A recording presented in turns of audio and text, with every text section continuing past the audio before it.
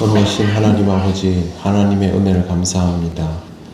오늘도 주의 말씀을 따라 기도하기 위하여 이 자리에 왔사오니 말씀으로 우리를 인도하시고 하나님 앞에 온전히 기도로 나가게 하옵소서. 예수님 이름으로 기도드립니다. 아멘. 찬송가 218장 하나님께 찬양드립니다. 내 마음과 정성을 다하여서 주 너의 하나님을 사랑하라. 내 몸을 아끼고 사랑하듯 형제와 이웃을 사랑하라. 주께서 우리에게 명하시니 그 명령 따라서 살아가리. 널 미워 해치는 원수라도 언제나 너그럽게 사랑하라. 널 핍박하는 자 위에서도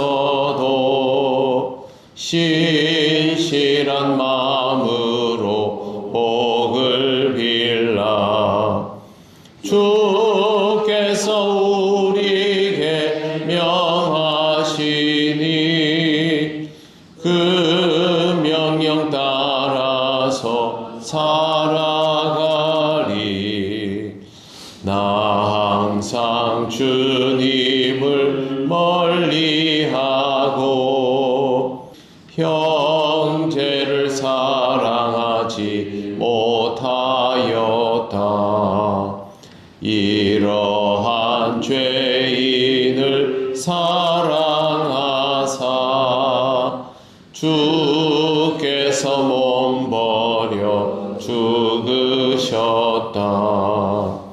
속죄의 큰 사랑 받은 이 몸 내 생명 다 바쳐 충성하리. 아멘. 하나님 말씀 사도행전 17장 20절에서 23절입니다. 한 절씩 교독하겠습니다. 내가 어떤 이상한 것을 우리 귀에 들려주니 그 무슨 뜻인지 알고자 하노라 하니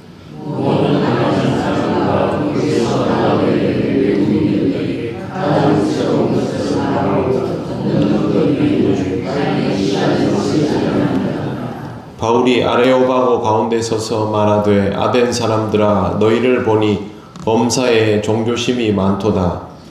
내가 두루 다니며 너희가 위하는 것들을 보다가 알지 못하는 신에게라고 새긴 단도 보았으니 그런즉 너희가 알지 못하고 위하는 그것을 내가 너희에게 알게 하리라.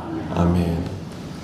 내가 어떤 이상한 것을 우리 귀에 들려주니 그 무슨 뜻인지 알고자 하노라 하니 그들은 여전히 바울에 대하여 이상한 것을 말하는 사람이라고 보고 있습니다. 그러나 이상하기보다는 호기심에 충만해서 이런 질문을 하는 것입니다. 바울이 만약 엉터리로 말을 했다면, 정말 말장난을 했다면 매일 철학적 논쟁을 일삼는 사람들이 바울의 말을 귀담아 들을 리가 없을 것입니다. 바울의 복음 증거는 그냥 예수 믿으세요, 무조건 믿으세요, 이런 것들이 아니라 예수께서 어떤 분인지, 또 예수님의 삶이 이 땅에서 어떤 의미였는지, 그리고 더 중요한 것은 이러한 것들을 자신이 왜 말하고 있는지, 이런 것들에 대하여 아주 논리적으로 설득력 있게 이야기했기 때문에 여기까지 상황이 진전되어 온 것입니다. 물론 바울은 열정적인 복음 증거자입니다. 그러나 복음은 열정만으로 증거하는 것이 아니라 충분히 준비되어 있어야 합니다. 그러기 위해서 복음 증거자는 누구보다도 더 열심히 공부하는 사람이어야 하고 그것을 자신의 것으로 소화한 상태여야 합니다. 21절을 보시면 모든 아덴 사람과 거기서 나그네 된 외국인들이 가장 새로운 것을 말하고 듣는 것 위에는 달리 시간을 쓰지 않음이라. 이 말은 아덴에 모여드는 사람들은 철학적 논쟁을 하는 일에 사실상 거의 시간을 다 할애하고 있다라는 뜻입니다. 철학적인 게 뭐 쓸데가 있을까 싶지만 여기 나오는 거 보시면요, 가장 새로운 것이라고 되어 있습니다. 그러면 이게 이런 의미입니다. 지금 이 시대가 아닌 앞으로의 시대에 필요한 이상, 이념, 가치, 과연 이런 것들은 무엇일까? 여기에 대한 논쟁들이 끊임없이 일어났던 것이죠. 실제로 이 고대 철학에 보면 첫째는 만물의 기원이 무엇인가? 그리고 그 기원은 어디에서부터 나왔는가? 그러다가 신 이야기도 나오게 될 것이고요. 아직 인간에 대한 깊이 있는 논제는 없었지만 그래도 여기에서 보면 영혼과 육체, 이상과 현실 이런 얘기들을 주고받는데 그런 사람들이 모이면 하루 종일 주고받는 얘기가 전부 이런 스타일이라는 것이죠. 바울이 여기 들어가서 얘기를 하려면 그런 방식의 얘기를 익숙하게 잘 하는 사람이어야만 한다는 것입니다. 그런데 이런 사람들에게 바울의 이야기는 또 바울의 연설은 특별해 보였던 것입니다.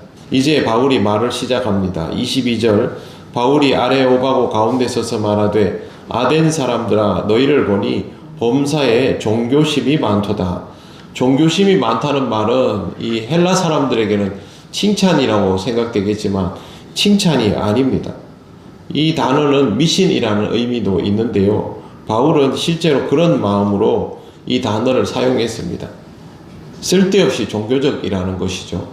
신앙생활 하는 우리와는 다르게 온갖 것들에 대하여 종교적인 관심을 가진 사람들 많지 않습니까? 교회 나오라 그러면 나도 종교심이 많고 나도 신을 믿고 신을 믿기 위해서 이것도 하고 있고 저것도 하고 있고 교회도 다니고 절에도 다니고 성당도 다니고 마을에 무슨 성황당에 하면 거기도 가고 이런 사람들 있지 않습니까?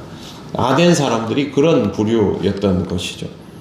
23절 내가 두루 다니며 너희가 위하는 것들을 보다가 알지 못하는 신에게 라고 새긴 단도 보았으니 그런즉 너희가 알지 못하고 위하는 그것을 내가 너희에게 알게 하리라. 이렇게 되어 있습니다. 종교심이 지나쳐서 알지 못하는 신에게까지 숭배를 합니다. 알지 못하는 신에 대한 스토리가 있습니다. 주전 6세기경에 구레네 사람인 에피메니데스가 전염병으로부터 아덴 사람을 구한 후에 이 일에 대하여 신들에게 감사를 드립니다. 아마 이 사람이 지도자였겠지요. 그런데 그 당시에 전염병이 창궐을 했는데 그 전염병을 크게 이제 어려움 없이 지나가게 되니까 자기들이 알고 있는 신들에게 다 일일이 제사를 지내는 거죠. 제우스도 아폴로도 아프로디테도 다 우리를 도와줘서 이걸 지나게 됐다. 근데 혹시 우리가 빠뜨린 신도 있지 않을까? 우리가 모를 수도 있지 않는가? 그렇게 해서 알지 못하는 신에게 라고 단을 쌓고 거기에도 절을 한 겁니다. 그러고부터 이제부터 알지 못하는 신이라는 또 다른 이름의 신이 생겨났습니다. 주후 2세기 지리학자였던 파우사니아스가 팔레옴에서 아덴으로 가는 길에 알지 못하는 신에게 라고 쓰여진 숭배의 단이 있었다라고 기록을 남겨두었으니까 실제 역사에서 이런 일이 있었던 것이죠. 왜 이런 짓까지 하는 것일까요? 가장 큰 이유는요, 신이 그렇게 많아도 그 신들로도 다 채워지지 않기 때문입니다. 숭배를 열심히 하고 있지만 아무리 숭배를 해도 두려움이 확신이 되는 일이 없고 여전한 두려움으로 남아있기 때문에 신을 또 하나 그렇게 늘려가는 것이죠. 신이 많아도 너무 많은 나라들, 인도나 일본 같은 나라에는 공통점이 있습니다. 신이 그렇게 많은데도 종교적인 만족감은 없습니다. 그렇기 때문에 계속 찾는 것이죠.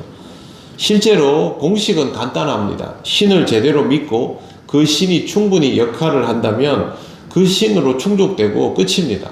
다른 게 필요할 수가 없지요.